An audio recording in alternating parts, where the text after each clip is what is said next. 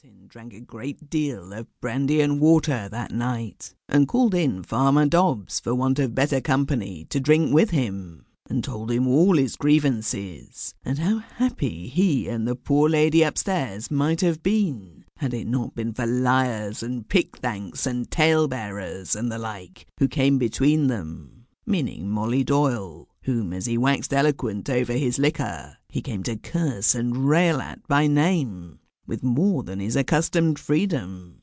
And he described his own natural character and amiability in such moving terms that he wept maudlin tears of sensibility over his theme, and when Dobbs was gone, drank some more grog, and took to railing and cursing again by himself, and then mounted the stairs unsteadily to see what the devil Doyle and the other old witches were about in poor Peg's room.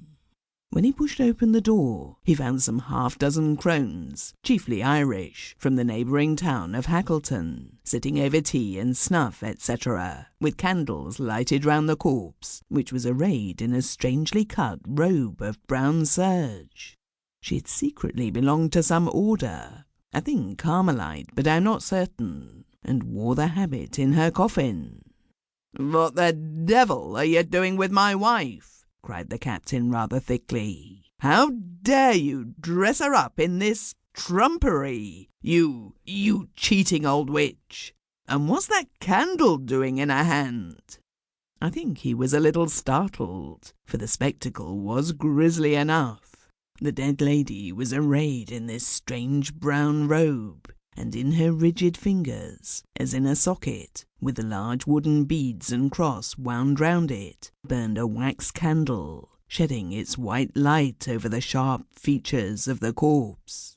Molly Doyle was not to be put down by the captain, whom she hated, and accordingly, in her phrase, he got as good as he gave. And the captain's wrath waxed fiercer, and he plucked the wax taper from the dead hand, and was on the point of flinging it at the old servant-woman's head.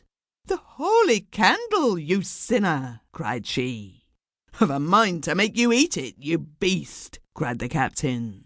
But I think he had not known before what it was, for he subsided a little sulkily, and he stuffed his hand with the candle, quite extinct by this time, into his pocket, and said he, "You know devilish well you had no business going on with your damned witchcraft about my poor wife without my leave. You do, and you'll please to take off that damned brown pinafore and get her decently into her coffin, and I'll pitch your devil's waxlight into the sink."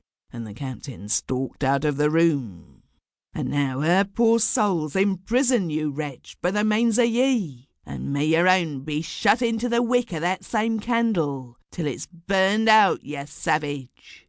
I'll have you ducked for a witch for twopence," roared the captain up the stairs, with his hand on the banisters standing on the lobby. But the door of the chamber of death clapped angrily, and he went down to the parlour, where he examined the holy candle for a while, with a tipsy gravity, and then with something of that reverential feeling for the symbolic, which is not uncommon in rakes and scamps, he thoughtfully locked it up in a press, where were accumulated all sorts of obsolete rubbish, soiled packs of cards, disused tobacco pipes, broken powder flasks, his military sword, and a dusky bundle of the flash songster, and other questionable literature. Captain Walshawe reigned alone for many years at Walling. He was too shrewd and too experienced by this time to run violently down the steep hill that leads to ruin. 40 years acted forcibly upon the gay Captain Walshawe.